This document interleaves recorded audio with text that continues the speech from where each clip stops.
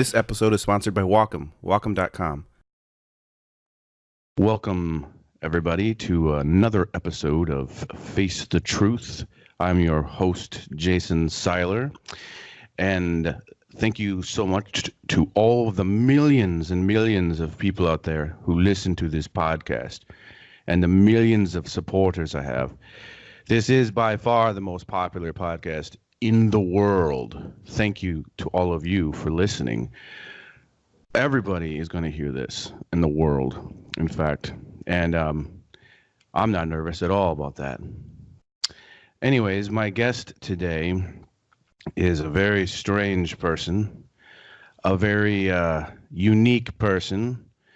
He put a baby in my mom many moons ago, and that was me. And this person has been an odd inspiration to me, an amazing inspiration to me, and sometimes a scary inspiration to me, and many times a very funny inspiration to me. I've seen this man walking around in whitey-tighties most of my childhood. That was something I'll never forget. So please welcome the one and only, my father, Mr. Larry Seiler.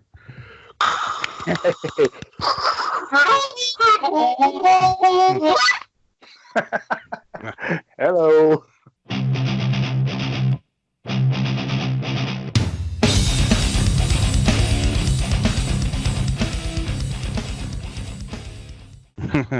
You made it. Can you tell I'm nervous? Probably not at all. No, there's no reason to be nervous. Millions of people are listening to this, though. We got to be careful. The planets aren't lining up right now. Yeah. This is the number one podcast in the world, so you gotta know that lots of people are gonna see this and hear this. Eat your heart out, Joe Rogan. I'm coming. So, anyways, I didn't really explain much of how I do this, and I'm sure you probably listen to some podcasts out there, but this podcast, the reason it's the number one podcast in the world is because it is not a cheesy podcast. It is a real podcast where artists talk to each other genuinely. There's no script. There's no planned questions. Not really, anyways. It's just artists talking back and forth to each other. Packers? Green Bay Packers? What are you doing? So anyways, that's what this is. So, are you drinking wine in your coffee cup? Is that what? No, it's actually coffee. Oh, okay. I would mess the camera up if I spit it at the camera just to prove it, but. Oh. I've done that before, where I have a coffee cup and there's not coffee in there. Anyways, as most people know, that obviously most people that know me as an artist know that my dad is an artist. And it's really funny because I get asked all the time, what was it like having an artist as a father? And it's like, I don't know what it's not like to have an artist as a father. I don't know how to answer that question. It's kind of a weird question. It's like, the only thing that I say is that for me, because of you being an artist and a musician, I just grew up around it my entire life. Like it was just, there's just always was drawing and painting. One thing I remember, I remember getting in trouble in I think first grade or something like that. Right away. Because because I would watch you sketch in your sketchbooks, and you know how people sketch. It's kind of scratchy looking, and there's lines and marks all over the place. And so my young mind at that time associated just scratchy lines with that's what an artist does. And I remember a teacher was getting mad at me because I just all of a sudden, instead of doing drawings like I was before, everything I did was these weird scratchy marks and stuff. And I remember telling her, she took me aside and she was like trying to correct me. And I remember telling her, she's like, why are you doing this? Why are you not doing nice drawings anymore? And I was like, hey lady, I'm an artist. This is how artists do it. Hey, just we need to have a disclaimer here, though, okay? Because I get this a lot. once people seem to connect the fact that your father's an artist, they go, oh, so we know now where he gets it from. I just want it to know that the apple has fallen pretty far from the tree. I think if I had a great influence, it was probably the fact that you guys saw me with a work ethic. I remember a wood carving I had to do. We had to pay a bill. It was a little bit of faith because it doesn't seem to make sense that your house mortgage should lie on the fact that you've got this piece you intend to finish and sell with no evidence or proof that it might sell.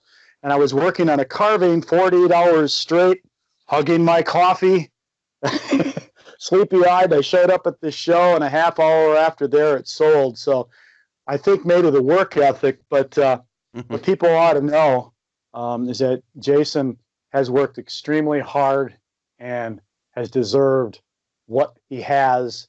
And it's, my own family growing up, there was a divorce, a separation, or whatever. And my stepmom, I mean, that was my family, is my family. And but I got to meet my birth mother later and found out we have all this musician side, artistic side on her side. So maybe there's something there genetically. But truth is, I grew up in a home that wasn't artistic. I taught myself to play guitar. Where I started off, I had a neighbor next door. His name was Larry, by the way. And as a young child, I found out he had worked for Disney in Florida. He knew how to draw the Disney characters, and he taught me how to draw Donald Duck and Woody Woodpecker and a number of cartoons. And a long story to make longer. I was in third grade, and I was drawing Donald Duck when somebody raised their hand to tell on me. Larry's not paying attention, he's drawing.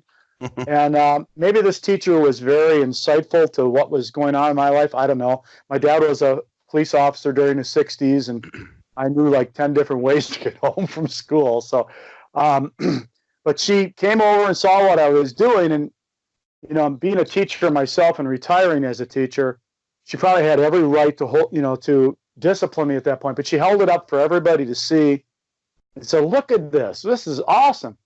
And then all of a sudden in the playground, I had all these kids asking me to draw it for them, and they would, and from that point on, that kind of took off. And then I had an aunt, her name was Norma. She bought me one of them John Nagy draw sets, and that's kind of where things took off from there. And I kind of developed that identity. I still think to this day, if I had solved some amazing math question in third grade and got that kind of attention, maybe I'd be a very successful engineer today. And that's one thing. That's one thing that's very strange about you, because you're not only are you an artist and you're eccentric and weird as most artists are, but you're also really good at math, and you're very good. Well, I mean, you taught for many years, so you are an educator. So, but it's not normal to be good at math and art. I was good at math for a couple of reasons. During the end of Vietnam, or during the Vietnam era in high school, if you got less than a B grade point average, there's a good chance you were going to be sent to Vietnam, come home in a body bag. So we had to maintain that grade average. And so between teachers and parents at home, they kept us on the steady. And I got to give credit to my parents. They would not let me go outside and play basketball with friends or whatever until I had everything right, and they double checked everything. Yeah. But there is this problem, and artists can relate, and a lot of your fans that are watching can relate, is I'm very right brain. Yeah. And I visualized how math projects should be done. And of course, that math is very linear, and the way they teach it is linear. And I could visualize how things should work. And so I had a little bit of problem with that. And if I can explain just an example, in re-upping my teaching license back in the 80s, I took a class through there wasn't internet yet, but there was this speaker thing. I was at a school and I could hear the professor, and she gave a riddle. She said, John and Mary are found on the floor. John is dead. There's broken glass and fluid. What happened? And the parameters were we could only ask yes or no questions. And there were like 80 or 90 teachers trying to get recertified. So first thing she said is, anybody think they have the answer? So she would put us on silent if she saw our light. And I gave what my answer was. Turned out I was correct. And I immediately pictured the answer. So then I had to listen for about 20 minutes as all these teachers asked, is the fluid blood? Boom. Is the glass, So after about 20 minutes, they figured it out. I don't know if I want to give the answer. I might want to let your fans try to figure that out, those that are watching. But hey, hold on. Say it. I just have an idea. Here's the thing. Say it again. Now, whoever gets this answer correct, you will win. You have to be the first one to get the answer correct, and you have to write it underneath my video. If you get it correct, and my dad says that's the correct answer, you will win 1 free year subscription to Adobe Cloud. So ask the question again. Okay. John and Mary are found on the floor. John is dead. There's broken glass and fluid. What happened? You can only answer yes or no questions. Obviously, we can't do that here. But if you think you know the answer, go ahead. I will tell you this. I and one other person had the answer correct. We both had to endure listening to this going on for about 20 minutes. And it was very much like forensics, and everybody was looking for details. At the end of it all, the professor revealed that both of us were art teachers. We were the only 2 art teachers in the whole group. Everybody else is math, science, English, whatever. Yeah. And then she introduced the idea of synthesis, and that what we do as artists, and we visualize things, and one of the reasons art is such a cool subject for school and very pertinent and important, is we visualize, we remember how we solved the problem, and we visualize this solving other problems. We make connections and bridges. So we take that risk. As creatives, we take that creative risk. We see the solution from the end and work backwards to see if the things fit in. And it's not a safe way to do it, but we visualize it. And so it's a divergent cognitive type of brain, right brain thinking.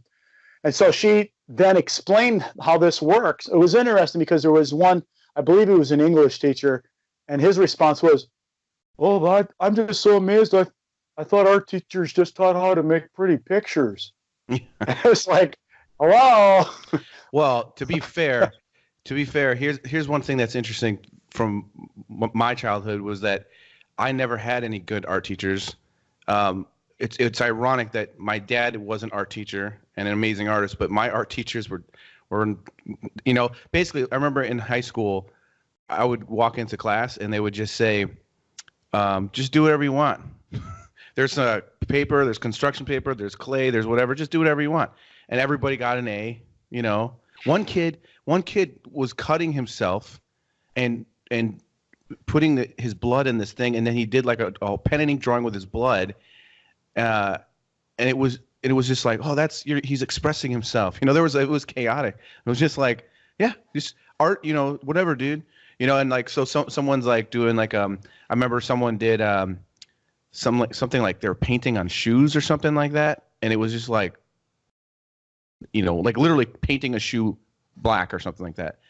And that was their art assignment. They just felt, it was just like so strange. But like when I want to go up to Wisconsin to your classroom when you were teaching, it felt like, you were teaching K through 12, and it felt like a college classroom when I went in there. Like kids are painting plein air paintings. When I was growing up, I didn't even know what plein air was. You weren't really doing it. You started kind of like when I was in high school, I think, started getting into plein air. But those kids up in North Wisconsin who go to like a very, very small school probably don't even have any, maybe they do have an idea, but it's like a really, really small school with basically like the best art teacher in the state of Wisconsin. It's kind of a funny thing if you think about it. It's like, these kids are kind of in the middle of nowhere up there, and they're learning about perspective and all the different crazy things that you were teaching. Like you do, like what was the one thing you did? Like you guys were doing like foam sculpts or something. I remember just seeing them hanging around the classroom, and yeah. Like just amazing. We were breaking OSHA rules. You're not supposed to be hanging things from the ceiling. You know what? They wanted to come in and put tiles on my ceiling, but I wanted it open because I wanted things to hang. I wanted to be more retro, but. Yeah, I was told that, kindergartners, whatever, here's what they can learn. Don't do this and that. But my kindergartners, they knew the primary colors. Yeah. By the time they were in first grade, they knew what color temperatures were. They understood secondary colors. By the time they were in third or fourth grade, tertiary. And yeah, I just, if kids can be pushed and they can be pressed and they get it, I don't understand holding it back. Yeah. So No, it's there awesome. was nothing for that for me. But, when I was in college, because I had similar experiences, I went to college during the anti-art era. It was called the Dadaist movement. Now watch, this is a sweatshirt. Ready? That was art. Yeah. I wanted to learn how to paint. I ended up being the black sheep of the school. I checked out books on Rembrandt and Franz Hals, and I copied them. Oh, and of those course, guys. any of you that are serious painters know that prints in a book never do justice. So I actually cried the first time I stood in front of Rembrandt's The Officer, which was his father was a model, and saw like 30 different layers of suspended pigments, and you don't see that in a book, and I just cried. But yeah, we had in our senior show when I went to college. Well, there was one student. His name was Steve. We were all in the room. There was like 24 of us. He handed out a 4-foot stick to each one of us. We were sitting down at a chair, and then he told us, he was standing next to the professor. He said, "Now take your stick and tap it up and down." So we were all going like this, trying to figure, okay, where's this going? And then he went to the professor, and the professor went, and I was like, so, I mean, if I stuck whisk brooms up a mannequin's crotch and spray painted it, that was an A. My painting, one of the reasons I got pretty good at guitar is one of my painting professors, he just would come in and say, well, there's your easel, there's the paints. He never taught us anything about mediums, go paint. And then what he would do is go in his office, and this guy would show up with this long, black, kinky hair and a banjo and a sack and barefoot on the 4th floor of the university art room, and they would play bluegrass. And I thought, well, this is cool. I had a silver tone black guitar that I was teaching myself how to play. I brought it from home. I would sit in twice a week. I would sit in and I was learning to play bluegrass. And I got an A for painting. What I ended up doing though is I would come in after school and I would paint, and I would have custodians coming up. And I was doing these self-portraits, Rembrandt style, and I was painting different things. And I was painting our first dog, Caleb, and they would come up and look at and love to see what I was doing. At the senior show, I was literally, I mean, I'm not jiving, it was in the write-up, but I was literally, there's some really excellent work, and I was the black sheep because of what I was doing. But what was very satisfying is I had the public over at my wall, and I knew that really ticked everybody else off. So there was some just desserts, but yeah, it was a tough time. Well, I went to Jacqueline's art school. They had like a senior show there, and it wasn't even an art school. It was a college with an art program, and it sounds like almost the same exact thing. And I walked into this room. Like they had different classrooms that you'd walk into, like the painting classroom and so on. There was this one classroom called drawing class, right? So you walk in, and there's not one drawing in the entire class. Not one. No drawings. There was a bunch of sand on the floor, and then there was a name next to it. Like that was a piece of art. Someone poured sand on the floor. This was a senior show.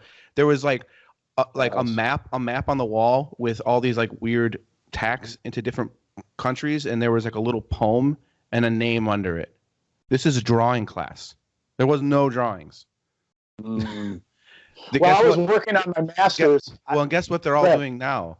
They're like working at Starbucks or yeah, McDonald's. I was just going to say, I was working on my master's up until things changed with Common Core and with different government mandates.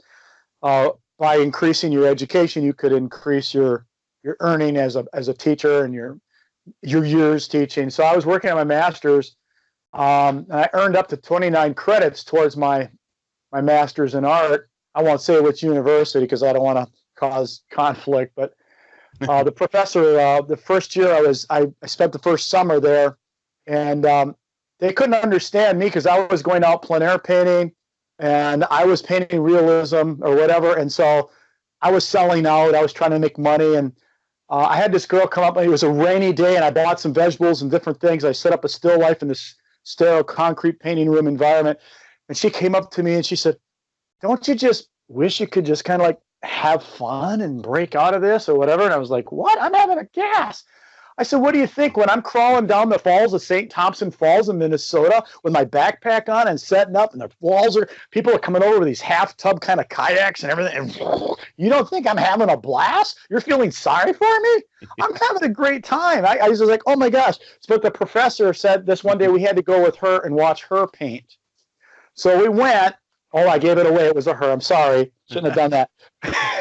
But we went. And she was one of these eco-environmental artists or whatever. We went on the shores of this beach. I won't say which lake. That would give it away. And she started digging in the sand. And she dug for about 5-10 minutes. She pulled out this canvas that was stained from sand and water and whatever. And then she sprayed a little spray paint on it. And then she showed it to us. And I was like... That was her painting? That was it, okay.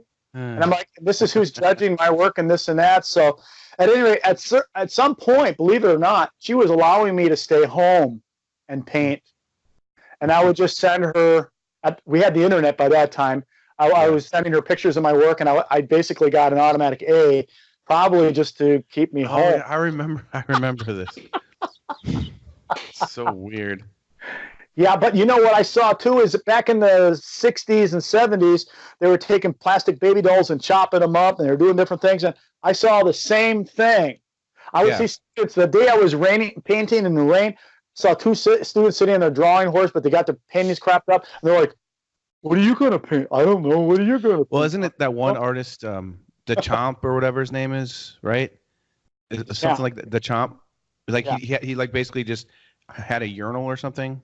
Right? It wasn't like a urinal attached to the wall, and that was. I don't remember, to be honest with you. But it was something like that. I saw no different. I saw the same chopped up baby parts and everything else, and they think they're being innovative, and I don't know. All right. Well, anyway, but I am an art teacher, and retired, and I don't want to poo-poo abstract. Or here's what I believe: I paint realistically, but my paintings all start off abstract. Yeah. And every good painting's got an abstract foundation to it. So I'm not like anti-abstract, but what I will tell you is because of the way I was treated in universities, I was bitter for a number of years about modern art and not open-minded because I was hurt. Yeah. But as I began to understand more about painting itself, I saw the value of what can be learned with abstract construction and foundation. So I see its place, and I taught it without reservation in the schools, and I didn't. And in fact, my advanced art students in high school had a project where they had to do a self-portrait, but it couldn't look like them. It had to tell us something about them. And they would use found objects, and it was like one of the coolest projects that we would do. And it was very abstract and all kinds of stuff. And so proud of my students. And one student, I'll say, I gave her an old Underwood typewriter. And I said, do something with this. And she looked at it for like 2-3 days, and I think she assessed value to it. So I put newspaper on the floor, put it on the floor. I took some paint and went, she looked at that, saw what I did, and it's like, it totally like broke her chains. Yeah. And then she took this thing, and I won't go into all the details, but she won a 3rd place in a sculpture in a conference of 9 districts. She went on to UW Milwaukee and studied art, went into graphic arts. So, I'm pretty proud of some of those things, but so I'm not like a little anti-contemporary. I just want that to get out. But no, one time I went to the Milwaukee Zoo. They changed things around a lot. And one time I went there, and I'm not normally a huge fan of contemporary stuff, but they had this one piece there that just blew my mind. It's not there anymore, but it was this giant wall. And from a distance, it looked like real clouds. Like, it was strange. It was very it just kind of messed with your perception a little bit, because you're walking down the hall in the museum, and at the back thing you just see this giant wall. It looks like real soft clouds, and it was just amazing looking. And then as you started getting closer and closer and closer to it, you realize the entire huge piece is made out of straws. It's straws that are coming out at different angles, and even when you got close, it still almost looked like you could like go through it. So there's stuff like that that's just genius. But I was going to say, I remember years ago, I was already a working illustrator, but I was still learning how to paint, and I was like teaching myself how to paint, and I was really stressed out I just wasn't getting certain things. I remember one time I came to visit you, and we were in your classroom, and I showed you he's a friend of mine named Roberto Parada, and I showed you his Mad magazine covers, and I showed you, I think, CF Payne and some different artists, and I was like, how do I learn how to paint like that? Like, I need to learn how to paint like that, because I could draw like that. I was already doing the drawing. I just couldn't paint like that. And I remember you set up a mirror, and you did like about a 30-minute acrylic painting of yourself. It was pretty quick. Maybe it was a little bit more than 30 minutes, but it was a pretty quick painting that you did. And I didn't say a word the entire time. I just sat there, and every once in a while you'd go, are you okay? You whatever. I'm like, and I'm just like sitting. I'm like, yeah, I'm just watching. And I didn't say one thing. And then at the very end of it, you go, so did that make sense? Do you get it? And I'm like, I don't know. I have no idea. And so the weird thing is then I went home back to Chicago, and the first painting I started doing, all of a sudden, it just clicked. And so it's funny. I think about that a lot, because when you were painting, I wasn't getting it. I was watching you, but it was like something just wasn't. It was like a different language or something. But I think unconsciously, I just picked something up, and all of a sudden, like values made sense, and like I was like, okay, I get this now. Like, and then I started just looking at paintings completely different, because another thing that you told me was, as I remember being so confused about how things were done in a painting, and I said, so like, how would you paint the woods and make the woods look foggy? Would you paint the woods and then take like white paint and thin it out and just kind of paint it in there? And you're like, and you said no. You go, there is no fog, there's no trees, there's no anything. It's just one correct paint stroke and value and color and what am I thinking? Temperature laid down next to another correct brushstroke and value. That's all it is. And when you said that, I was just all of a sudden I'm like, oh my gosh, now I get it. Like, what you're describing is alla prima. In fact, I'm teaching a brushwork workshop in Grand Marais this September. And the axiom is a brushstroke laid is a brushstroke stayed. And what we're painting is the color of light. And I don't try to think of what an object is. Somebody says, how did you paint that water? I say the same way I painted somebody's nose. Yeah. They think I'm being crass, but I squint my eyes. I see a shape. I see the color and the value of the shape. I see the shape in relationship to other shapes. I put it down. I put it down. Somebody walks in the room. They see water. I'm seeing relationships of shapes. Art is a visual language. I could sell 1 million books. I've got books out there. I got DVDs out there. Was represented with Northlight Shop Books and whatever. And you can sell a ton of books, like how to draw horses, how to do this, how to do that, however. And I would tell people, I say, you know what? I could sell more books, but the bottom line is if you learn how to see and speak in an artistic visual language, I don't care if it's a horse, an apple. People are surprised when I paint portraits, and they're used to me painting, like wildlife. There's a dog back there, my dog, or landscapes. I never knew you could paint people. I'm like, you know what? To an artist, it's shape, it's value, it's color, it's relationships, line, texture, contrast, elements, balance, visual space. That's you train yourself to see that way, and then the sky's the limit. Nothing gets in the way. Hey, before we go too far, it is for Father's Day celebration. I am. This is my son's early band, Left Out, and a couple stories about Jason. That's funny. One time he visited the school, and he was hired to do all these caricatures for people. You couldn't hire him today. He had work at the Navy. He worked at the Navy Pier. He came up after prom. They wanted to keep the kids at our school. And he did all these awesome caricatures of the kids and staff and the superintendent. Everybody had a lot of fun. But he came into my room, and I showed him this thing called an Intuos 2 WACOM tablet.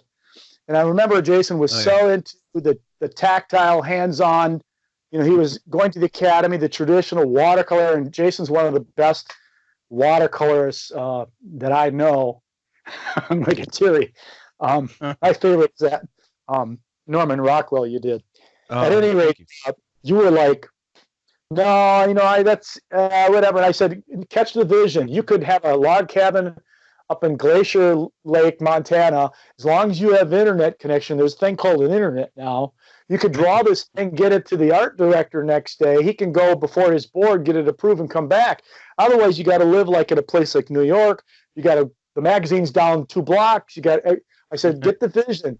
And of course, now you go all over the world on the Cintiq, and they put you in an auditorium, and it's amazing what you've done with that. And then the other thing was I think this is the other thing, since we're celebrating fathers, is we tell our sons, don't be afraid of the word no. And I remember when you were doing a cartoon strip and the Navy Pier, and I said, and I think I heard it once said, maybe that Larry or his father doesn't necessarily always isn't always impressed with Jason's work, and that's not it. It's that I expected these great things to happen because I had this much confidence in what Jason was doing. So when these good things would happen, it wasn't that I wasn't impressed, but as a father, as an art instructor and an artist, I saw this a long time ago. So Jason gives me this call. I said, take your portfolio, go down to the Art Institute, go to the American Art Academy, whatever. And it was, I said, well, just do it. I think 2-3 months went by. And then I get this call that you took the L train, you went down the American Art Academy, you went in with your portfolio, and everybody just went gobsmack over your stuff. And all of a sudden, all the doors opened up for you. I don't need to go into it more than that. But I was so proud of you. But I was the least surprised, and you were shocked. Well, I remember the first time. I got hired by Mad Magazine. It was like it was 11 years ago, and I remember that was like something I dreamed of my entire life.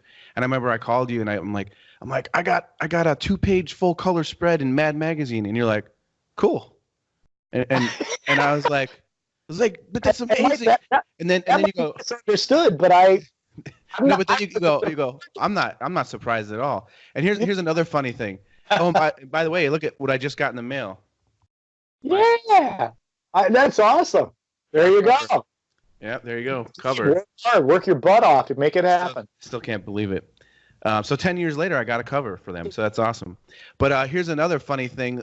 So in 2008, I was invited to be a speaker at the ISCA convention. It's a caricature convention where people from all over the world go to the convention to compete and everything. And so I was hired to come and speak and to teach. And then a friend of mine, Steven Silver, said, "So you're going to compete, right?" And I'm like, "No, I'm not going to compete. Like, I'm there as a speaker. Won't that be kind of strange for the speaker to compete?" And he goes, no, man. He's like, everyone's going to be wanting to see you draw and stuff. And then I was like, oh, man. Now I'm feeling nervous because, like, man, I'm there to represent the art school I'm teaching for, and I'm there as a speaker. What if I compete and I don't do very well? What if people mop the floor with me? It's going to look bad for the whole reason I'm there is to promote the school and everything. And then I remember thinking, if I'm going to do this, I'm going to do it. And I'm going to bring my art studio to the convention, and I'm going to what I do for magazines and everything else, I'm going to do that there, and I'm just going to put everything into it. And so I went full speed ahead. I hardly slept. I was just like working through the nights. One guy, his name is Jeremy Townsend. They call him Jert.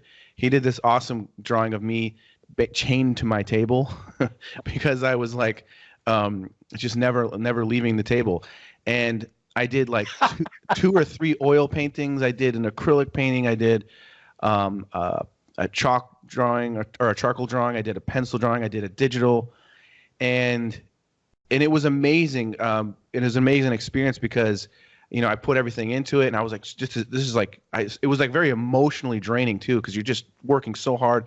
And there's so many artists from around the world that are amazing, especially all these Japanese artists that come every year. They're just phenomenal. And so I'm putting everything into it. And I remember when it got time for the ceremony, it's kind of like the Oscars. Everyone dresses nice, and they got this big banquet hall. And they do beforehand. They were doing an auction, and they were auctioning off different artworks and stuff. And then they started auctioning off a few pieces that I donated, and everyone was going nuts, and it was like making way more money than I ever did selling a piece. And I was like, wait a minute, this is crazy. And it was just like, there was like this energy in the air, and I could feel like, man, people are really pumped about what I'm doing. And then it comes to the award ceremony, and I won almost everything. I swept it, which is a huge deal. Like I won like 15 awards or whatever. And then at the very end, I won the gold nosy, which is this giant gold nose that everyone, it's like winning the Oscar, right? And it was so overwhelming and so amazing. And I couldn't believe it. I couldn't believe that I've never won anything in my life before, really, like no like awards or anything. So this was like an insane thing. And it was really cool because your peers are the ones that vote for you. And I just couldn't believe it that I won the gold nosy. So I go home, or I know where you're going with this. Yeah, I go to my hotel room, and the first person I called was she's now my ex-wife, and I called her and I told her I go, I won, and she goes, what do you mean? What did you win? And I'm like, I'm at this thing competing, and I won. She goes, you won what? I go, I won everything. I won it all. And she goes, Jason, like that, as if it wasn't fair to everybody else. And I was like, how could you go in there and compete against these, like as if they're kindergartners or something? No, and I was like, what are you talking about? These are amazing artists, and it was really hard and really challenging. And she was like, she sounded disappointed that wasn't fair. And it's like, what? I worked so hard. So then I wasn't feeling satisfied with that. And I'm like, I gotta get someone, so I call you, and I'm like, hey Dad, how's it going? And you're like, hey, how's that thing? Are you still at that convention? I'm like, yeah. And I still remember I'm standing on the balcony, and you go, so you're having a good time? I go, yeah, I just wanted to let you know I won. And you're like, what'd you win? I go, I won everything. And you're like, yeah, I knew you would. And I was like, that doesn't mean I'm not supporting you. It doesn't mean I'm not happy. It's just I'm not surprised. Can I get someone excited? I was like, and then so then what I did after that, after I got off the phone with you, is I was like, well, I'm in a hotel room full of caricature artists that all are very excited, so I'm gonna go hang out with them. It was. I got excited when you were sitting at the kitchen table as a kid drawing birds on a feeder outside the window up there in northwest Wisconsin. Yeah. I knew early on with your work habit. I mean, so my excitement is spread out over years. It's not this one competition. Yeah. It's stuff I already knew was going to happen. No. So, well, I understand that now. I just thought it was fun. Art is hard. Yeah. Living the life of art is hard. And you've got this reputation, and so many people want to be like you and draw like you. They don't know how hard it's hard. I'm not going to go into your personal life. I can speak of mine. But I was working full time on my art. I was doing things in ministry. I was doing things with schools, and the bottom fell out. Long story short, I got ripped off about $250,000. And when you work hard, 12, 14-hour days, and you do what you're supposed to do, but you have an agent that steals an original painting, makes 5,000 prints without your permission. You've got a shirt company selling your prints in 44 states, and a gallery that takes your paintings and puts them in CEOs' offices behind their desks instead of on the selling floor. That wasn't my fault, my doing. I did my part. There's integrity to this. But when others don't have the integrity, that's your support network to make you be able to do what you do as an artist. The floor fell out. It's humiliating when a sheriff shows up at the door with a foreclosure notice. And I'm telling you, that's the raw truth about sometimes being an artist. I got back into teaching, that check every 2 weeks in benefits, but I stayed prolific all those years. I basically worked 2 full-time jobs because I still had my passion as an artist. I still had my dreams of an artist. Now that I'm retired, looking back, I had time in the summer to do workshops and travel to Alaska 4 different times. And throughout the different parts of the country, I had time to paint, but I didn't have time to go make major gallery connections. And so I have to have burn piles every summer now just to get rid of excess paintings. But fortunately now some great things are happening. Retired, I'm in a major gallery again, so that's exciting. I'm starting to build a studio. So and here's the thing: life is hard. It's hard. Yeah, but I mean, like you said something before. You said how prolific. Like how much you're painting. This is not an exaggeration. my dad paints too much because like he does like there's 365 days in a year, and he does at least 300 paintings a year or more. So, and I'm not even exaggerating. It's probably more about 200 now, but for about 10 years, it was close to about 300. Like he pumps out paintings like crazy. Yeah, speaking of real world art stuff, I didn't have a chance to talk to you about this yet, but I'm actually going through something really kind of scary right now. Not to bring it down, but let's just be real. So the other day, basically I've been waiting for a check from a magazine cover that I painted. It's been like 5 weeks. Usually they pay me 2 weeks after. And I am like, what's going on? This is crazy. And so I contacted them and I said, I still haven't been paid. And they're like, oh, that's weird. And then we'll look into it. They come back to me and they said, oh, no, it shows that the check was cashed. And I was like, no, I never got the check.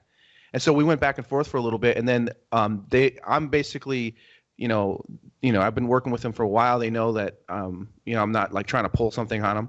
They looked into it and they actually, basically spent some money doing research. Turns out somebody that lives on the south side of Chicago, well, not really, because we think now that this is a fake name and everything. Basically, someone got my check. I don't know how, and they were able. My name is printed on the check. It's not written; it's printed. Somehow they were able to change that, put a different name and address on there. They signed the back. They brought it to a bank. The bank actually cashed it.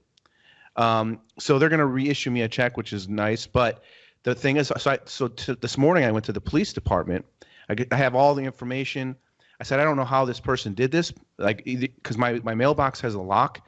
So unless someone in my apartment building has done this, or maybe someone that works at the post office, and it never even made it to my box, and someone saw it was a check. I have no idea.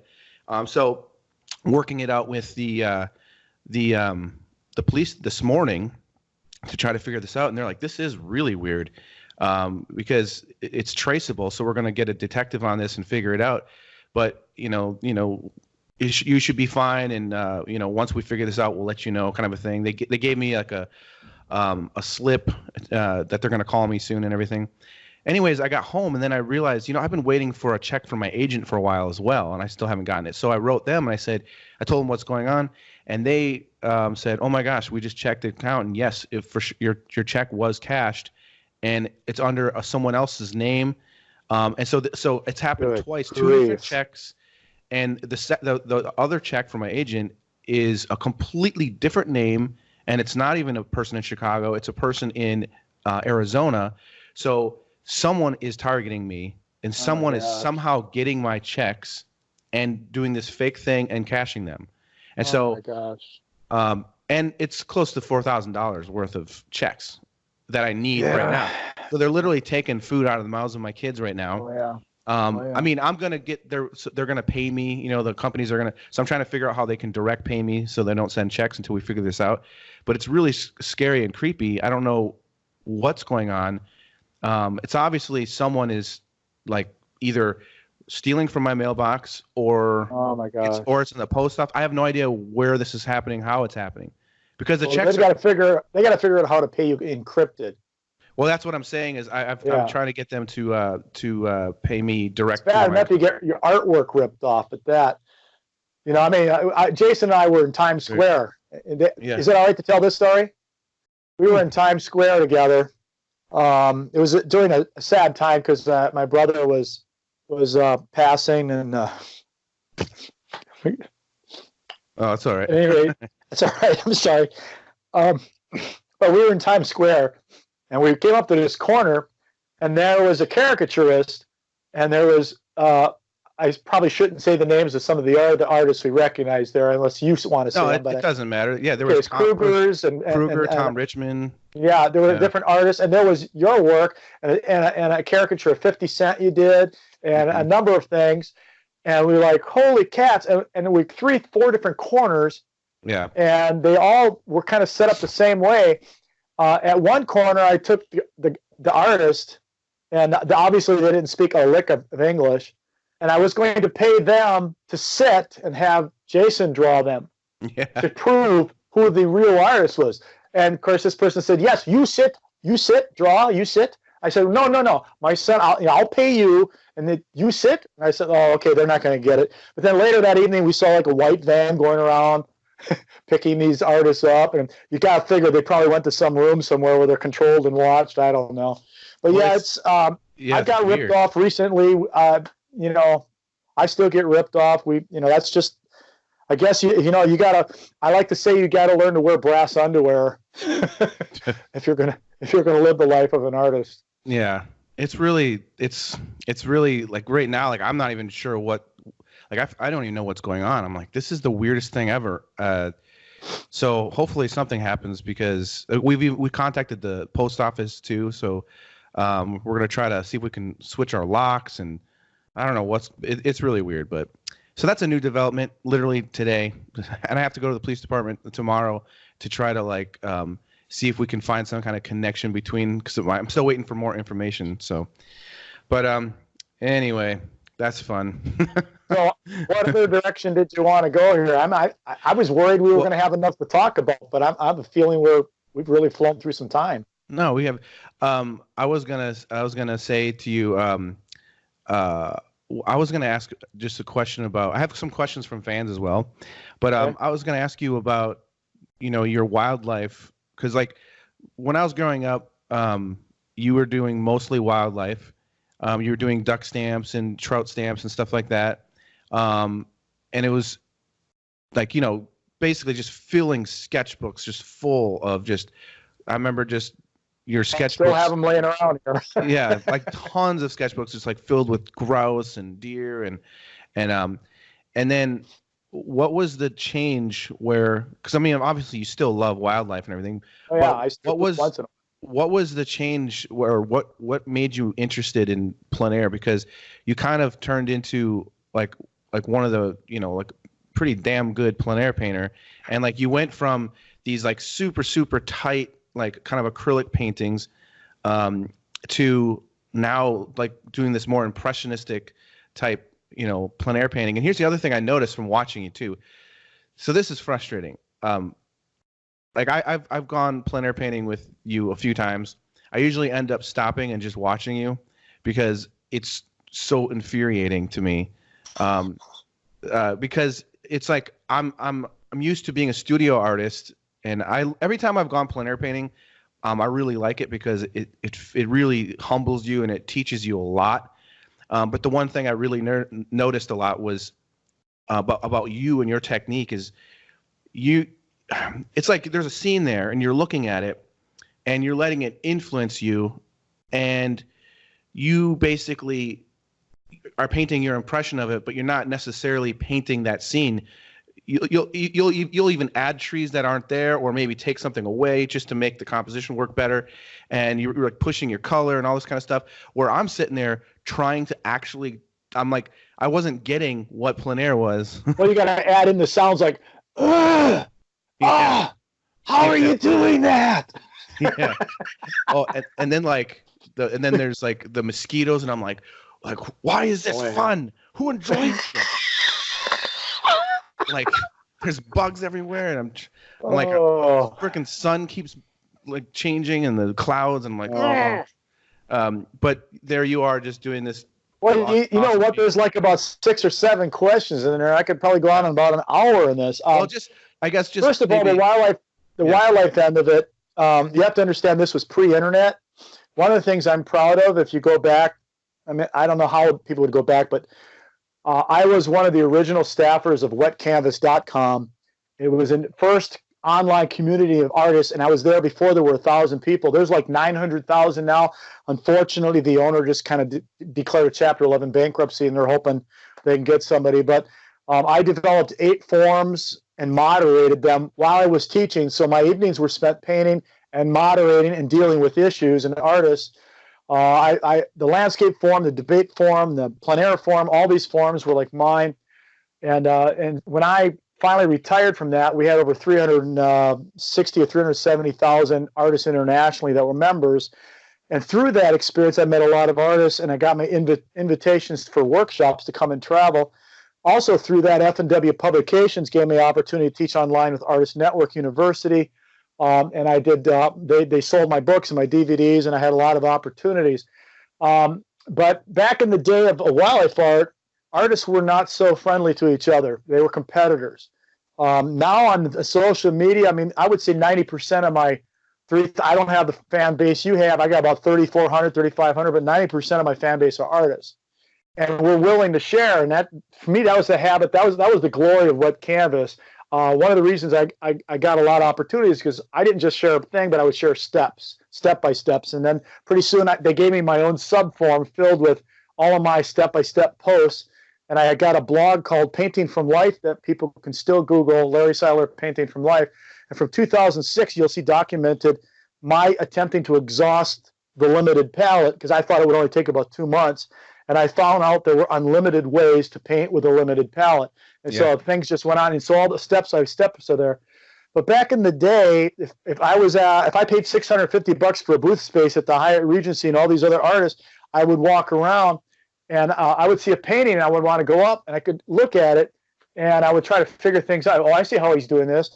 And the artist would assume that maybe I was an interested patron or something. As soon as they found out I was an artist, like, get out of here, man. Quit smelling my paintings. You got no right, and whatever, and they chase you out. So we had to kind of reinvent the wheel, especially if you went to school during the anti-art era. Color mixing, everything else, hit your head against the wall. And so my whole spirit with Wet Canvas was I wanted other artists not to have to go through all that forehead banging frustration figuring things out. So at any rate, the bottom had kind of fallen out when all this ripped off. I mean, I lost about $250,000, and that's not chump change. And my brother-in-law and sister-in-law invited me out to Jackson Hole, Wyoming, to do some mule deer hunting and spend some time in the mountains. Your mother came with. And one Thursday afternoon, I knew that the National Arts for the Park competition was going on in Jackson Hole, so I wanted to go see it. I went in there, and I'm thinking, okay, let's look at these paintings. What would it take to win this? So I'm going around to all these, and every painting I can relate to, get 6 inches away, I can see details. Okay, I know how to do all this. Realism had no mystery to me. I look at it, oh, that's a lot of labor. I mean, I knew how to do it. But I came around this divider, and I got to tell you, this artist is a living master today, and when the story got to him, he laughed. I got around this divider and I saw the winner. I saw the ribbon peripherally. And I turned around and it was like somebody took tubes of paint, and just went, I mean, it was just like caked on. It was like, I'm like, this has got to be political. I mean, he must know somebody who knows somebody. I was like disgusted. I started leaving. And I got about 10 paces away, and I turned around. All of a sudden, that painting came to life, and it breathed. It was a painting of a Rocky Mountain waterfall. I felt like I was going to get splashed. And I did this thing artists do for 45 minutes. I got close, and then I backed up until the mess turned into something that popped. And for 5 months, I was so angry with that artist. I had commissions to finish back home, and my brush weighed like 500 pounds.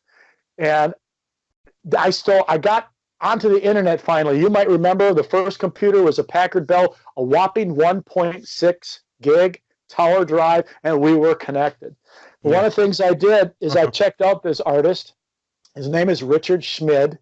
Oh, yeah. He went to school at my school, American Art Academy, and at Chisel Palette Academy. He took Susan Lyon and took the Scott Burdick out painting plein air. So I had to figure out, well, what is this painting? Oh, that's just French Impressionism. Yeah, that's kind of revisited. They're giving this name to it now.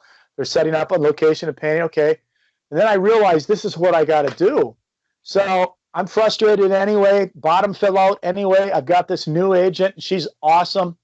And so I started painting these. I didn't tell her, but I was moonlighting. I went out with an acrylic, a tackle box, put paints in it, went out with panels. I didn't want anybody to see this. And to prepare myself to paint outdoors, I would put an 8x10 photo. I don't know if you ever remember this. And I would set it there with a clock and a timer. And I put all my paint out, and I would almost use like a spatula. And I would go, ready, set, go. And the reason I did that is I knew that light was going to be fickle. And I would force myself to try to do this painting in 3 hours, and pretty soon 2 hours. And I did this for about 2 weeks before I had the nerve to go outside.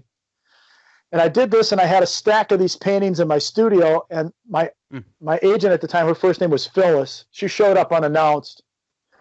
She put these up, and I'm painting. I'm working on this commission. I figure, okay, she's here to check on how I'm doing. She goes, "Oh, what are these?" I'm like, "Oh no, you don't want to see those," because they has this unfinished look to it. You know, you're trying to fight with the light. And she goes, "Oh, these are wonderful." I'm like, no. We had this like spat for about a half hour. She says, "I got to take these." And I'm like, "No." And she took them. Long story short, she came back 2 weeks later. She had sold every one of them. She said, "Do you have any more of these?" And my first impression was, people like that crap? Yeah. It's just because I had a low assessment of what I was doing, and I was trying to figure this out. So I didn't have a high assessment of what I was learning.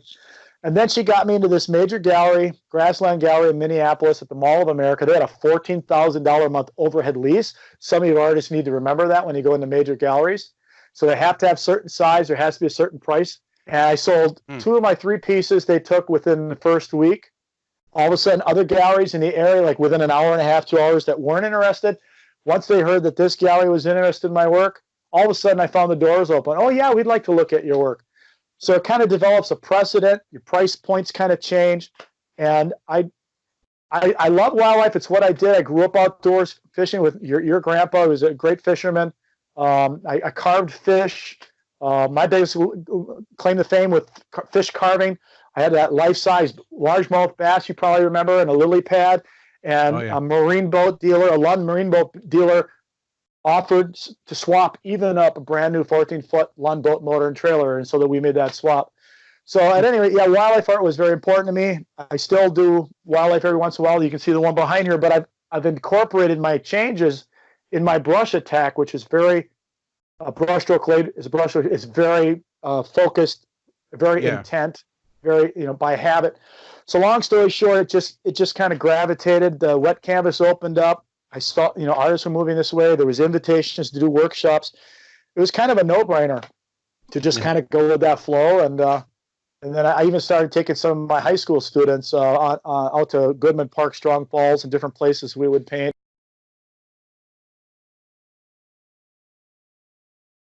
Yeah, and so when you first started doing the plein air, you were still doing it in acrylic, and then you eventually obviously switched to oil. Yeah, but here's the deal, and if people want to figure this out, I was using at the time called Gelix. They changed the name because apparently that wasn't marketable to sell. Now it's called Liquitex Extender Gel Medium, and it puts a body to acrylics. It still shrinks down some, but it still has a pretty good texture. Because one of the things that was missing is you have to kind of fake texture with acrylic paint. But when you put the body in it, it's real. And so I was painting it on canvases with this acrylic, and this gallery I was talking about earlier, I had told the manager these were acrylics. They sold 2. They wanted me to come back. I saw the one that was still there, and they had it listed as an oil. And I went, "Whoa!" I went to him. I said, "It was acrylic." And he said, the eyes, it's like, "Can you do oils?" I said, "Well, I hadn't done oils since college, so I kind of fibbed a little bit." I said, "Yeah." He says, "Well, how soon can you get them to us?" So that's where that changed. And then, of course, anybody that's been in the business knows that unfairly, water media acrylics don't necessarily get the same shake as oils, because oils has this longer history. But I figured if I'm going to do this work, same amount of time, same passion, I might as well get a third more money selling the work. So oil became kind of my main thing. A lot of people think acrylic is my mastered medium. But oils are, I just find oils infinitely so much more you can do with oils. Yeah, I was just talking with Justin Kaufman about the same thing, about how for the last few years I've been going back and forth. Every once in a while I do an acrylic, and then I'll do an oil. But this last year I did a bunch of commissions, and I decided to do one in acrylic because I thought it'd be way faster. I could work quicker. And it's probably the last time I'll ever use acrylics again. Like I realized when I was doing it, I mean, it's just not for me. Like when I'm painting with oils, I feel relaxed. I enjoy everything about it. I feel like I can do more with it. I feel like there's so much to learn and there's so much to just always challenge yourself. But with acrylic, I find myself angry and frustrated and annoyed at so many different things with it. So it's like, but my end result looks good. Like I did a good painting, but the journey there was so frustrating that I realized that I'm no more acrylic, because I'd rather be a happy painter. I tend to get bogged down with the fact that I can do a lot more detail than is necessary with acrylics. Yeah, you can. You can paint. Well, that was my wildlife stuff. I put 300 hours in a single painting. You know, my snow owl, some of those, I would put all that time in it. But I love gouache. Yeah, to me, gouache is like pretending to paint with oils. I refer to it's kind of like liquid pastels, but I paint it the same alla prima way: brushstroke laid, brushstroke stayed. Yeah. So kind of like if I'm painting someplace where they can't have the smell or the mess of oils, it's kind of fun to pull the gouache out. Yeah, the gouache is a lot of fun. The thing that's nice about gouache is that it has that it's almost like you can use it like oil in a way. Like you can kind of paint in the same way, where some people actually think it looks like an oil, but then also you can paint in a way where you thin it out and you can do like watercolor type work with it. You know, right. I actually when I do watercolor stuff, I use gouache and watercolor together usually. So. But anyways, I have some questions for you from fans. So and I had them record vocals because I just think it's a lot more fun. The first one is actually it's Helen Arini, and she's from I think she said Sweden. Here, hold on.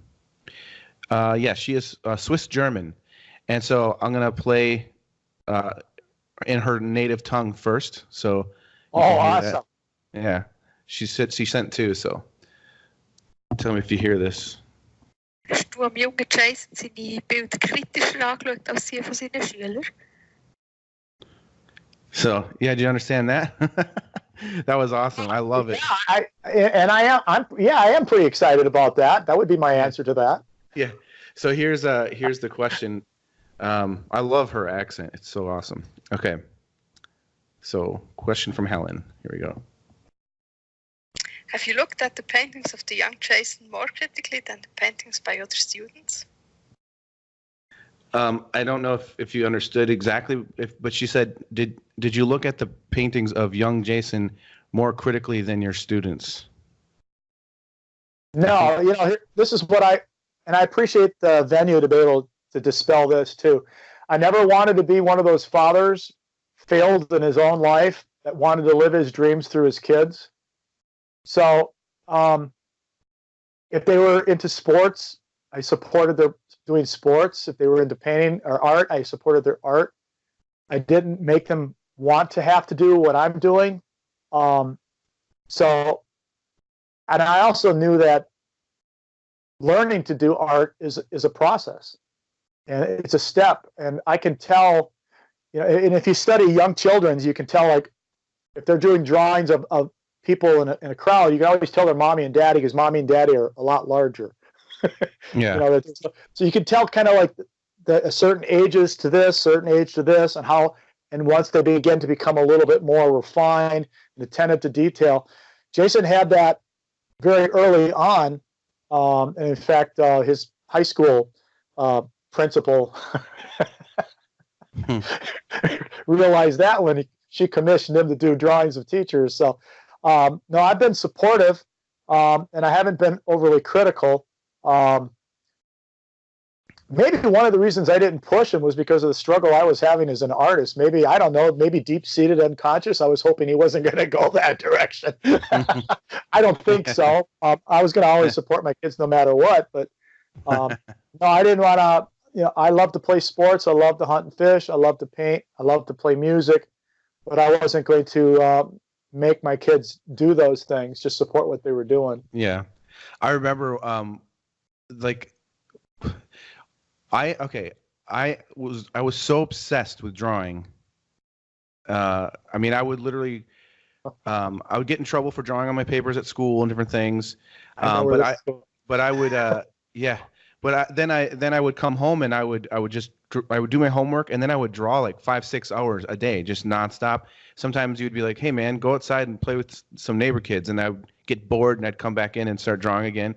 And one time you took me to the movies, and I don't remember what movie it was, but I do remember that I brought a sketchbook to the movie theater, and I was sketching at the movie theater, and you were like, "What the heck are you doing?" and you were like, "Okay, all done, no more. You're grounded from drawing." Oh, I do. Yeah. Oh, so some things I'm glad I don't remember. So you actually grounded me from drawing because I was I don't remember so much. You were like, you're taking a week off from drawing. I remember it. I just think it's funny that I was grounded for that. You know, Well, tell the story about how you got in trouble with a character at school and got dragged into the principal office. Well, yeah. I mean, I think a lot of people might have heard that, but yeah, basically, I had this teacher, Mr. Wentz, and he was the goofiest teacher in the world. He like, for example, if you walked into the classroom and you were wearing a hat, he would say, "Mr. Seiler, do you want me to mark an H for hat? Take that off. You know, take that hat off." And like he would say, this is literally one thing that he said that I'll never forget. He goes, he was like listing all his like letters, and he would say, "In this classroom, I will give an F for fleeing the room." It's like, how many kids have you had flee the room? You have to mark an F down on your paper. He just had all these weird things, and I remember one time he was like, "Hey, you want to see something really cool?" And he brings out this record player, and he puts on Jimi Hendrix Star Spangled Banner, and he's up there and he's like trying to rock out to it, and we're all just like, dude, like like we're all into Nirvana and we didn't get it, you know. Anyways, the guy was a character, so I was always drawing caricatures of him on my papers constantly, and he was just so good. There was so much material, and one day he sees it and he goes like this, "Oh, you did it again." And he goes, "Come with me." And he like yanks me to the principal's office. And he was so upset. He was like really emotional. He's like, "This Mr. Seiler he won't stop drawing me. He just keeps drawing all these. Look at what he did and all this stuff." And he's really upset. And the principal, I thought I was going to be in so much trouble, but she was just looking at them and everything. She's like, "Okay, well, I'll have a talk with Mr. Seiler." And then so the teacher left. And then as soon as the door shut, she starts laughing so hard. And she was like, "Can I keep these? These are the most amazing drawings ever." And I was like, "I'm not in trouble." She's like, "Well, let's just not draw him anymore." And then then she hired me to paint. There was like 9 retiring, or not paint, but draw 9 retiring teachers, and that was basically like my first commission for that stuff. And then she would also there was times too where I was in class and all of a sudden my name would come over the speaker. It was Jason Seiler, please come to the principal's office. Everyone would be like, "Oh, boo," you know. And then I go to the principal's office, and she's like, "Do you know how to draw turkeys?" I was like, "Yeah, I could do that." She's like, "Could you draw a turkey for our Thanksgiving newsletter?" And she's like, "I'll tell your teacher that you're hanging out here for now." I'm like, "All right." So I got out of class and just got to draw a turkey for the teacher or for the principal. So that was pretty awesome. But all right. So hey, your listeners should know that one of the things that Mom and I we enjoyed our kids growing up. Jason and his brother Jeremy had us in stitches constantly. we just laughed a ton. This is Jason's nature. He's naturally humorous, and Jeremy and so I'm laughing here, but this is, you're kind of watching what's been going on for. Well, I'm going 65 this summer, so still laughing. I can't help it. Yeah, tomorrow night, I might be doing my first ever stand-up. So if I get called, I'm going to a comedy show. If I get called, I'm going to do it. So we'll see. I'm super nervous. This is a question from Gaurav Shudhari, something like that. I'm sorry if I said your name wrong, but here's his question. Hi, Jason. Hi, Larry. This is Gaurav from India. I love both of you for the wonderful work that you do. As much as I know, you both also love music and have been associated with it. So my question is, How does music affect or inspire your work in visual art? That's awesome. That's a great question. I like to write a lot of music and perform it. I've got gigs coming up. I'm scheduling my summer out right now. Art is my way of responding to beauty in the world and connecting with the world, kind of my escape. Music is kind of like my esoteric way of dealing with things that are eating at me inside. It kind of reminds me like some of you might have had that experience where somebody really ticks you off or you're really frustrated, so you write this letter or this note and you set it on a stand and it gets buried.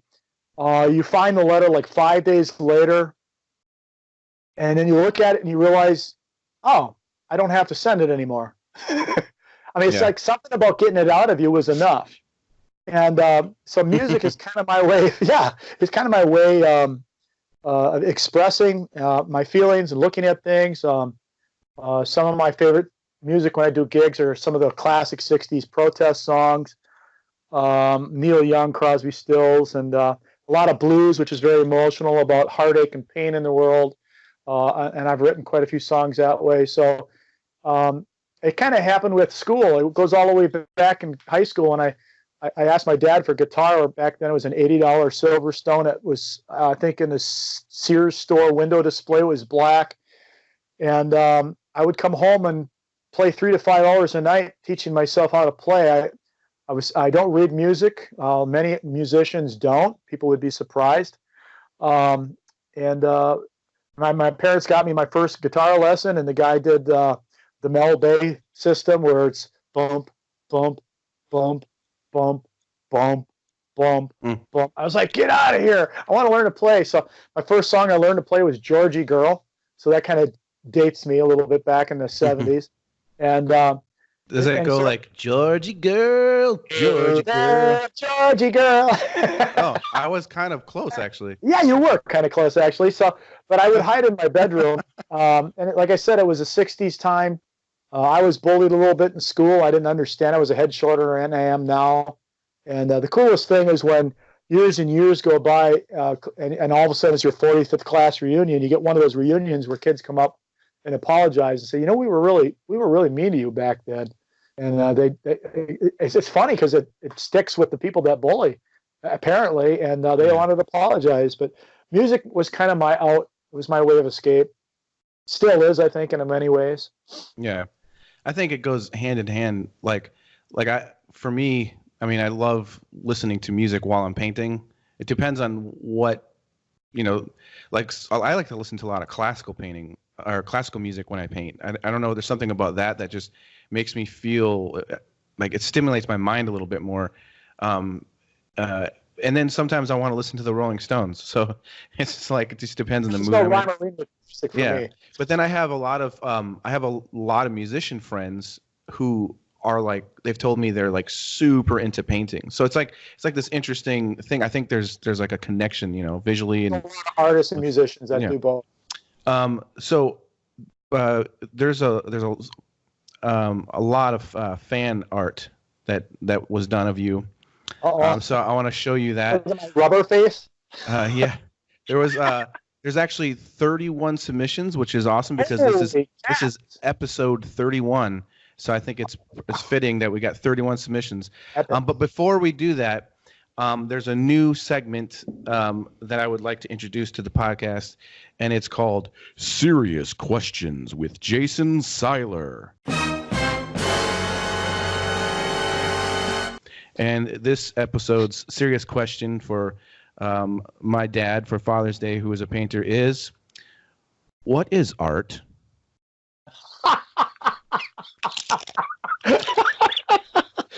Well, okay. I'm waiting. Didn't that work? It worked back in the 70s. What is art? Is it really subjective? I'm working on a book on that. Own the gift. Don't let the gift own you. There you go. I'm working on a book on that. Identities for the creatives. Next question. And this has been Serious Questions with Jason Seiler.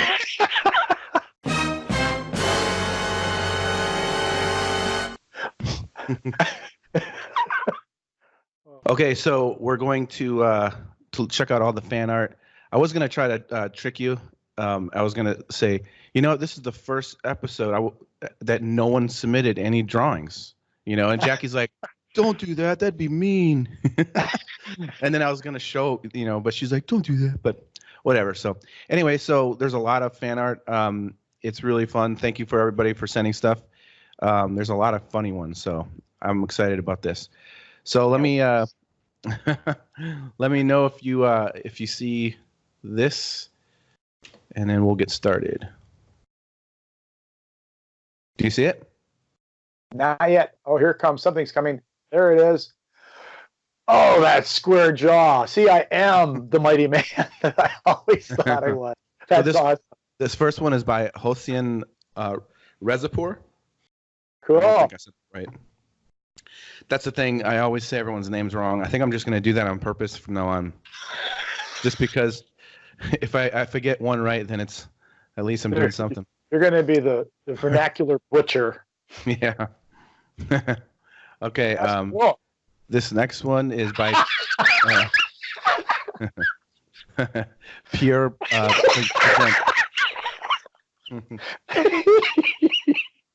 Oh, no. That's cool. They get worse. Not worse as in badly done, like as in funny. Yeah. Well, I would hope so. That's the whole. That's the whole. This was great. This is by Pure Pregent or Pregent. I'm gonna try to say it like I know what I'm doing. This is by Pure Pregent. Pregent? I have no idea. All right, so this next one is good. This is by Krister Planstead. Oh, cool. I like the signature too. That's pretty cool. It looks like it's like hiding from you, like the signature. Yeah. I like that. That's good. Very. Look at this. This is by Juan Gastelum. You see what it says? The Seiler eye is signature. And do you see what it says in the bubble? Bad words. Bad words. Yeah. That's I must have talked about that on some other thing. Because when he sent that in, I'm like, how did you know about that? Yeah, I'm not it's an inside joke. It's All right. Anyway, check out this one.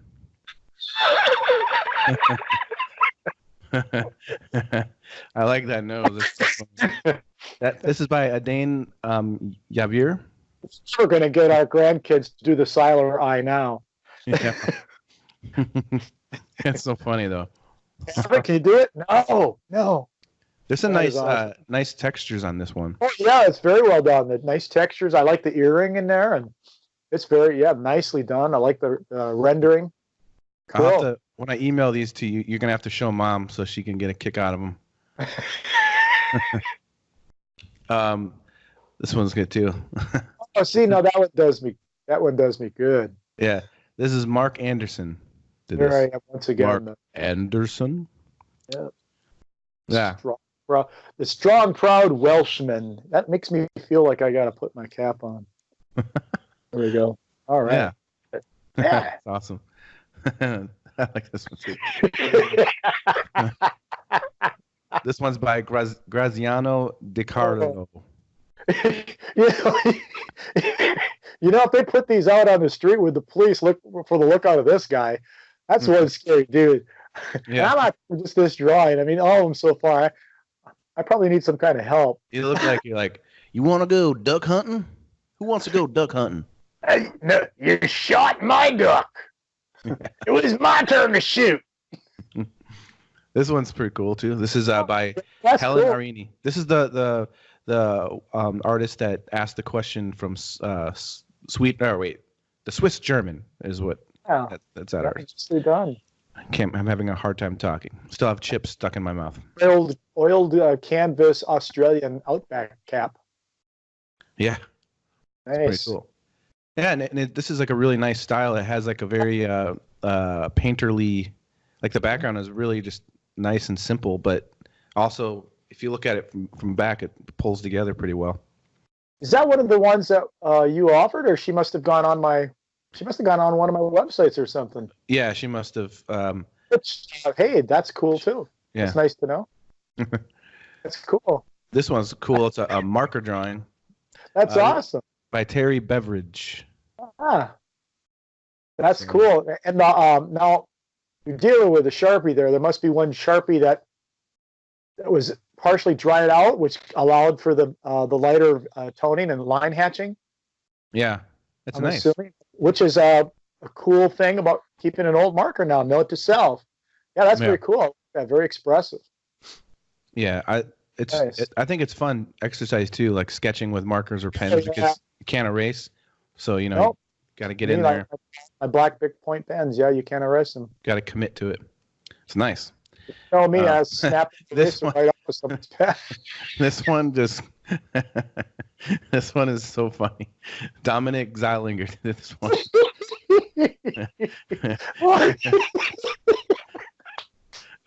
I think he nailed it. Just like don't even need another eye. I don't even have to say anything. I'm just my laughing that's enough there. Oh, that's cool. Yeah. I just about peed my pants when I opened this one. I started laughing so hard. All right, this was a nice one. This is by Pablo Sanchez. Yeah, very nice. Yeah, I love that. I love that the mouth, the expression in the mouth. It's very there's something, I don't know what, there's something about it that just reminds me of something. The old Seiler is coming through on this one. Yeah. Oh yeah, I remember what it reminds me of. It's that face you make when you fart. Now everybody's gonna get worried and know what. Look at this one. It's another one by Glenn Urban. Oh my goodness, it's fun. Oh, it's nice to see so many works too. My face must be something to this mug, I guess. I was told I have a rubber face, though. That's really Dustin good. Clark. I love cool. This one. I love the animation feel to this one. Yeah, this one's really cool. I like the style a lot. I could be like a cartoon strip with this character. And again, like another like duck hunter or something, or a bow hunter. Or just get off my lawn. Yeah. That's pretty funny. That's nice.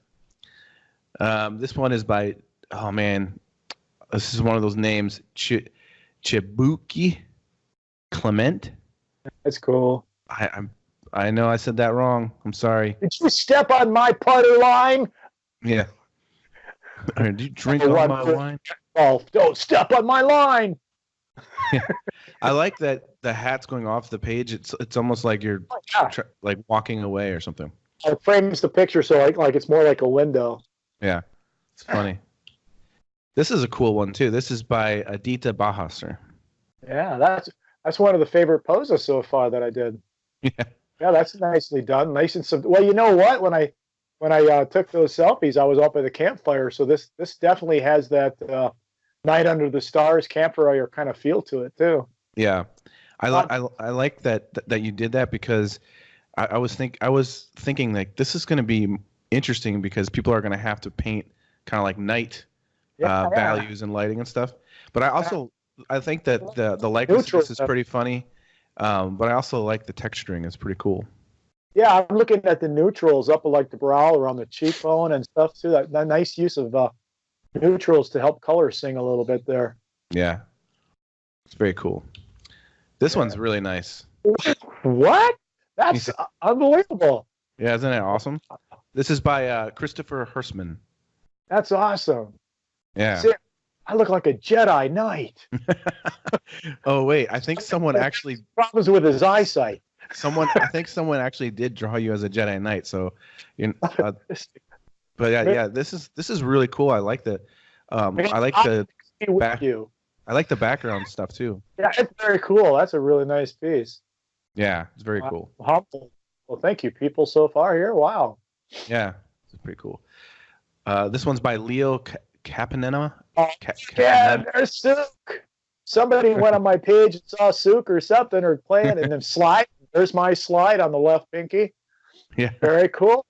Thank you, whoever's did a little homework and looked up things on me there. That's very cool. Dun, dun, dun, You got my L-bags. You got the harmonica there?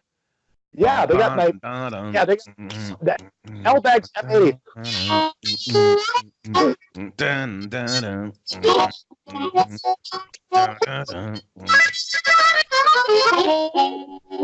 Yeah.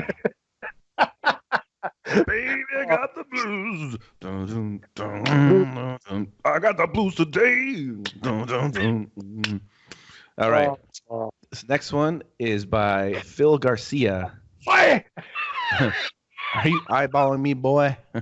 This explains why I had a pretty easy time with classroom management in school. You know what's funny about this one is, like he wrote, "Are you eyeballing me, boy?" But I remember when you were a kid, you used to do that thing where you'd go, "You see any cerns in my eye?" And you'd like, "Any cerns in my eye?" Yeah, you see. Whatever. So people are tapping into stuff. This one's cool too. This is by Gaurav Shudore. Oh, that's really cool too. Dang. It almost looks like a soldier with a weapon, you know? Oh, I just remembered seeing somebody playing on YouTube with they made a 3-string guitar out of all kinds of stuff. It was Stevie, his name is, or something. It reminds me of that. But yeah, that's really cool. Yeah, it's a cool. I guess I need to be using that just for men or something, huh? Yeah, I like the out of focus hand as well. That's pretty cool. Yeah, that's very cool. It gives a nice sense of dimension and focus. Well, and the strings are out of focus too. Yeah, it's cool. It's cool. This will give. I am your father, Jason. I am your father. This is such a good expression. Your expression looks more like. Your expression looks more like, I'm your father. Yeah. This is by Ismini Segala, by the way. You didn't clean up your room? I am your father. No, that's impossible. Right. Now this one, this is another one that just cracked me up. So, this is hilarious. So this is Kiko Yamada from Japan. Oh, awesome! And she's actually going to send the original drawing as a gift. Oh, so that's going to be really cool. All the way across the pond. That's beautiful. Yeah, isn't that hilarious? That's awesome. I'm honored. That's cool. That's touching. I love the style so much. It's like so simple, but it's actually complicated. Well, there's another animation. We could do another animation series with that style. Yeah, it's a great design, and it's just so funny. This just cracks me up. Ninja Sketch. Yeah, this is awesome. This is another cool one. This is by Kristen Woods. This is interesting too. It looks like almost like it was done with crayons. Yeah. I think so. Anyways, it's kind of like abstract and yeah, the Da Vinci pose, you know. Or you mean like Van Gogh? Mona Larry. The Mona Larry. Yeah, the Mona Larry. Mona Larry. But that's very cool. You look like your expressions like, you know, I'm in public and I just peed myself or something. Like, oh. Yeah, you know, I'm getting at that age. This is by Derek Brennan. This is another awesome one. My goodness. So cool. I love that. Everything about this one, I think is spot on. The shadows, the nose is casting over the mustache and beard there too. Yeah. And in the eye socket, kind of emerging from the dark. Yeah. I know that feeling. Yeah, this is awesome. It's so cool. This one is another good expression. by Ari Jordan. Wow. We're going to work on that one. Yeah, nice work. Nice rendering. Nice line. Nice definitive use of line. I like, you can't see my finger going here, I suppose, but under the cheek and giving weight and body to hold up form, and then in the nose.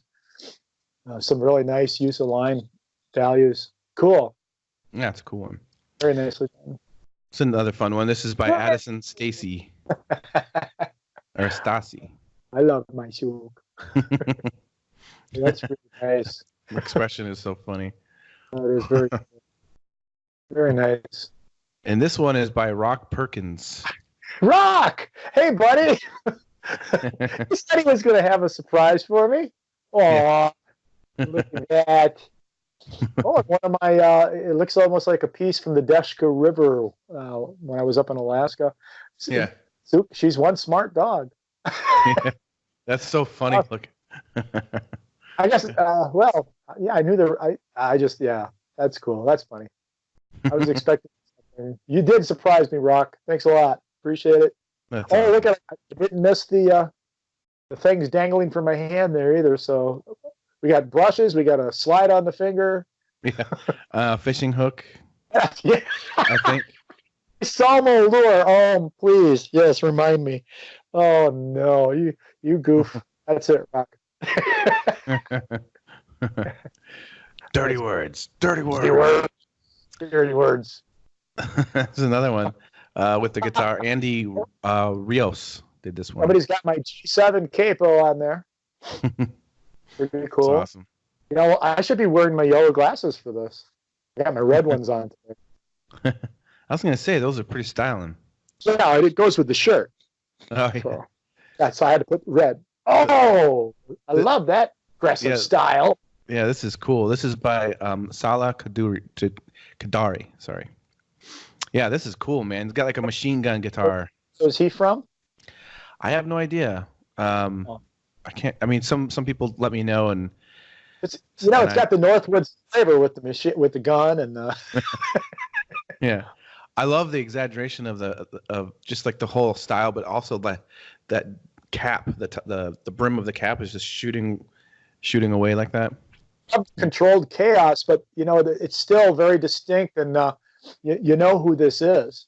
Yeah, that's what's not lost in this, which just makes it really unique. Very nicely done. Yeah, it's pretty cool. I like it. It's a good one. This one is by Lars Eric Robinson. Oh, so did a composite. Yeah, that's very cool. It's very cool. Nice. I love the just like how everyone's been drawing your eyes. Cracks me up. Pastel pencil, do you think, or what? I think he did this on an iPad. Oh, wow. Yeah, well, yeah, I'm pretty sure he did because I think he sent me like a video of it as well. So I think it's iPad. But the iPad's pretty awesome. There's like there's a lot of like pastel brushes and it looks like a mixture of Conti and pastel and graphite. It's really cool. Yeah, it's awesome. So this one is by Ryan Biddle. Succinct. Very cool. Very cool. I love another like just handful of just things. Yeah, it's like you summed up my life in just a few things here. You know what I think? What's going on here with the piece that it looks like a stick coming out of your hand is I have told this story before about when you were in Alaska and someone was asking you like what kind of paintbrushes, or you basically like you're not an artist unless you use certain kinds of paintbrushes or whatever. I settled an argument. Yeah, and you took a stick and you chewed on it, and you're like 4 sticks. Yeah, and you're like I can chew on a stick and use that as a paintbrush. Plein air with sticks. Yeah. It's really ridiculous about that is I had a gallery ask me if I would start doing a series with that and then sell the sticks with the paintings. And I'm thinking, okay, one artist is known, his name will be unmentioned, as the painter of light. I do not want to become known as the painter with sticks. Hey, sometimes a gimmick works though. Yeah, I can just see it now that for me. This is the last one. Okay. This is by Fernando Mendez. Oh, that's awesome. Yeah, pretty cool. What people need to understand now is You have basically these same expressions. Yeah, I know.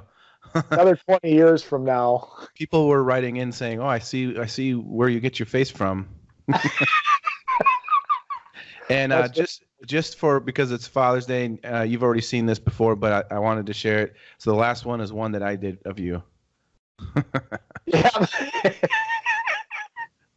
Yep, that's awesome. So Yep. I did this a few years ago for lynda.com. And I had my mustache like that too, so yeah, it's very cool. I love it. It was a lot of fun to work on because you laughed like half the time you were drawing this, didn't you?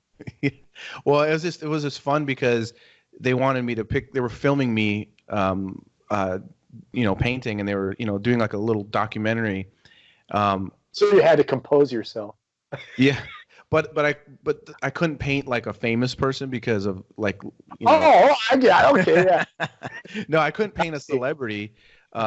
Because they were like they were too worried about copyright stuff. So then I remember I asked you, I'm like, can you send me some pictures? And you sent me a couple. And I was like, oh, this is perfect, because it's like right away I'm like, that's gonna be so much fun to draw that expression, So, anyways, let's get out of this and we'll get back to. Tell me if this is back to normal. Yeah. Awesome. So, what do you think? Do you like the drawing? That was awesome. That was awesome. I might need counseling now, but yeah. So yeah, it's been a lot of fun having you on. And again, like I said, I've got millions of followers, and this is the #1 podcast in the world. So, would you like to promote anything to my millions of fans out there? Things that are coming up. A lot of things going lately.